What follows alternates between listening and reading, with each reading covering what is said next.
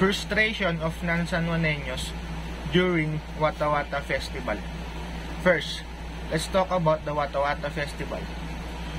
Wata Wata Festival is celebrated annually every June 24 in San Juan City.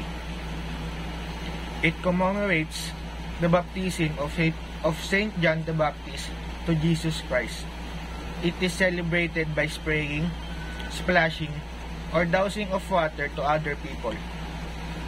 Before the San Juan City celebrates the feast of Saint John the Baptist, the leader or mayor of San Juan always implements a guideline to all San Juaneños to enjoy and not burden other people. Last June 24, 2024, the Wata Wata Festival faced a lot of criticism because of the lack of discipline by some individual.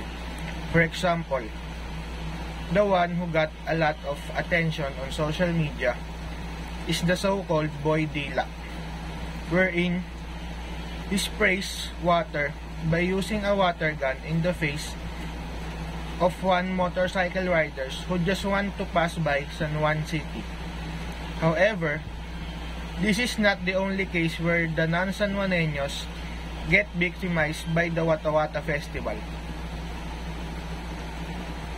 There are many people who post their frustration about the way they were treated. Some of them got their gadgets destroyed, damaged their documents, and worse, some of them lose their jobs. Incidents like this can be prevented if the people of San Juan get more discipline and be responsible for their wrongdoings.